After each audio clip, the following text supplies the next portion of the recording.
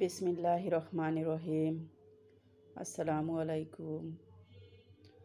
অনেক দিন পর্যন্ত ভিডিও নিয়ে আসি নাই আপনাদের সামনে, খুব ব্যস্ত ছিলাম। আর এটা নিয়ে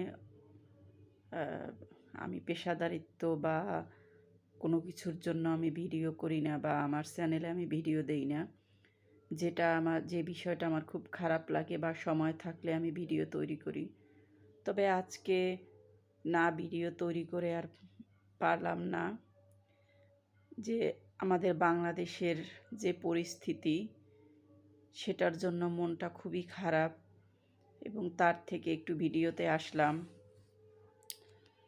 তো আমার খুবই কষ্ট লাগতেছে, এবং আজকে আল্লাহর কাছে প্রার্থনা করতেছি যে শহীদ ওসমান হাদিকে আল্লাহ যেন শহীদের মর্যাদা দান করেন, এবং আল্লাহর সর্বোচ্চ পুরস্কার, সর্বোচ্চ মকাম জান্নাতুল ফেরদৌস তাকে যেন নসিব করে।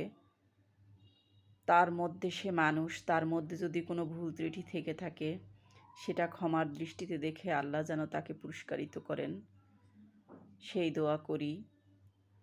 তো আজকে আপনারা বুঝতেই পেরেছেন যে আমি কাকে নিয়ে কথা বলবো। শহীদ ওসমান হাদিকে নিয়ে আমি কথা বলবো। তো আমি আসলে এই ছেলেটাকে অতটা চিনতাম না। দেখলাম যে সে 93 সালে জন্ম, তাই আমার ছোট হবে, এই জন্য ছেলে বলেই সম্বোধন করলাম। তো এই ছেলেটাকে চিনতাম না। কয়েকদিন পর্যন্ত মানে অনেক মিডিয়ায় বা অনেক কিছুতে দেখি ওসমান হাদি এরকম বলতেছে।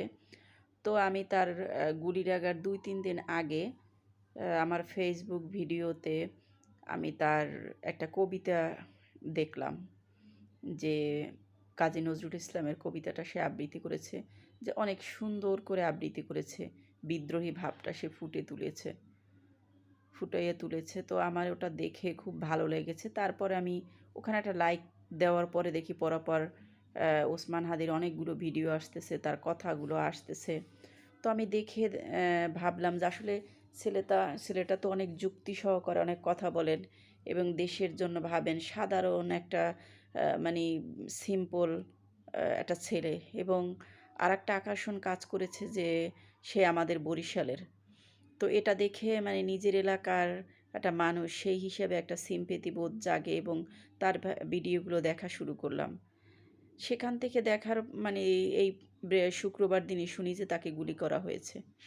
তো একটা জিনিস আমি খুবই খারাপ লাগতেছে, যে আমাদের দেশের মানুষ, যে আমাদের দেশের মেধাবী সন্তানগুলো বাড়তে পারতেছে না। আমাদের দেশেরই আর এক দল মানুষ, তারা তাদেরকে নিজেদের মধ্যে নিজেদেরকে হত্যা করতেছে। আর এর চালটা হচ্ছে মানে ভূ রাজনৈতিক চাল। আমাদের লাঠি, আমাদের পিঠ। আমরা একের সাথে একে যুদ্ধ করতেছি, একজন আর একজনকে মারতেছি, কিন্তু সুবিধা লুটতেছে কে? অন্য আর একটি দেশ, আমাদের পার্শ্ববর্তী দেশ, আমাদের যত সন্ত্রাসী এবং খারাপ লোকদেরকে আশ্রয় দানকারী ভারত। এই রাষ্ট্রটাকে আমার মনে হচ্ছে যে অন্য কোনো রাষ্ট্র না বলে এখন বলা উচিত যে সন্ত্রাসী রাষ্ট্র। কারণ তাদের এত কেন সমস্যা যে বাংলাদেশের সন্ত্রাসীগুলোকে তাদের আশ্রয় দিতে হবে?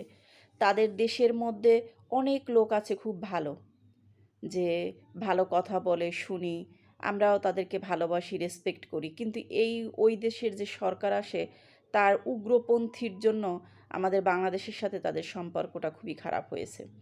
কিন্তু তারা প্রথম থেকেই অনেক মানে চক্রান্ত করতেছে আমাদের বাংলাদেশকে নিয়ে।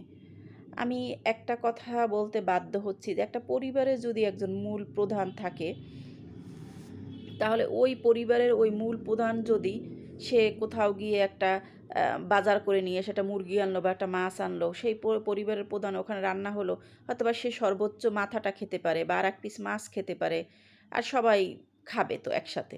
কিন্তু সম্পূর্ণ মাছটা তো সে খেয়ে ফেলে না। কিন্তু ভারতের অবস্থা হয়েছে এই, এশিয়ার মধ্যে ভারত একটা শক্তিশালী দেশ। চীন আছে বা যারাই আছে, আমরা তাদের পার্শ্ববর্তী দেশগুলো ছোট আছি, হ্যাঁ আমাদের সাথে তারা সুবিধা নেবে, এটা ন্যাচারাল একটা বিষয়। যে যাদের শক্তি বেশি তারা সুবিধা নেয়। কিন্তু আমাদের যুদ্ধের সময় তারা আমাদেরকে সাহায্য করেছে। ৩-৪ তারিখ ডিসেম্বরে অ্যাটেন্ড করলো যুদ্ধ এবং পুরা যুদ্ধর সুবিধাটাই তারা নিয়ে নিল এবং যুদ্ধটাই মানে অর্জনটাই তাদের। এটা ওই যে একজন পরিবারের যে মাছ কিনে আনছে বা মাছ ধরে নিয়ে আসছে, সে পুরো মাছটাই খেয়ে ফেললো। সেরকম গল্পের মতো আমাদের ভারত আমাদের সাথে কাজটা করলো। কিন্তু তারা যদি আমাদের সাথে এই কাজটা না করে, হ্যাঁ, যদি ভালো একটা সম্পর্ক বজায় রাখতো তাহলে তাদের প্রতি আমাদের অনেক রেসপেক্ট থাকতো, ভালোবাসা থাকতো। কিন্তু আজকে কি করলো, আমাদের দেশের পালিত সন্ত্রাসীগুলো, যারা পালিয়ে গেছে আমাদের দেশের সন্ত্রাসীগুলো, তাদেরকে তারা আশ্রয় দিল এবং তাদেরকে থাকার ব্যবস্থা করে দিল এবং আমাদের দেশের বিরুদ্ধে লাগাইতেছে। কিন্তু এর বিরুদ্ধে আমরা কথা বললেই তাদের গায়ে ফোস্কা পড়ে যায়। কেন আপনাদের এত কিসের এত দেমাক যে আমাদের দেশ নিয়ে আপনারা মাথাও ঘামাবেন, দেশের যে ক্ষতিও করবেন, আবার খুন করবেন আমাদের দেশের লোকদের এসে এসে আমাদের সেনাবাহিনীদের উপরে অ্যাটাক করে তাদেরকে মেরে যাবেন, শাপলা চত্বরের ঘটনায় উস্কানা দেবেন, আমাদের দেশের পুতুল সরকার বসাবেন, আমাদের দেশের ট্রানজিট সুবিধা নেবেন, বন্দর ব্যবহার করবেন, ট্রেন ব্যবহার করবেন, আবার আমাদের দেশের লোকদের কথা সহ্য হবে না আপনাদের। মানে এটা কেমন ধরনের বিষয়? তবে আপনারা ভাবতেছেন বা আপনাদের সহযোগী দলেরা ভাবতেছে যে এটা করেই বাংলাদেশকে দখল করা যাবে। আসলে না, এখন সেই বাংলাদেশ নেই। সাধারণ ছোট বাচ্চারাও বুঝে যে কে শত্রু এই দেশের এবং কে আমাদের দেশের ভালো চাইতেছে। তবে আমার আজকের এই ভিডিওর মূল বিষয় হলো, যে যার অবস্থান থেকে বাংলাদেশকে রক্ষা করুন এবং নিজের দেশকে রক্ষা করতে হবে এবং এই ওসমান হাদির রক্ত যেন বৃথা না যায় সেই দিকে খেয়াল রাখতে হবে। যুগে যুগে আমাদের দেশে অনেক ওসমান হাদির মতো অনেক লোক মারা গেছে দেশের জন্য, কিন্তু তাদের রক্তের ইটা আমরা কিছুদিন পরেই ভুলে যাই। কিন্তু আজ এই ওসমান হাদির মৃত্যুটা যেন আমরা ভুলে না যাই।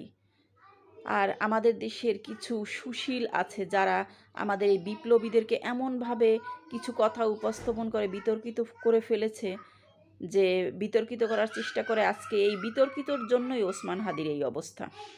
তাদেরকে ছাড় দেওয়া উচিত না। সুশীলতা বন্ধ করুন এবং দেশের স্বার্থে কাউকে ছাড় দেওয়া হবে না।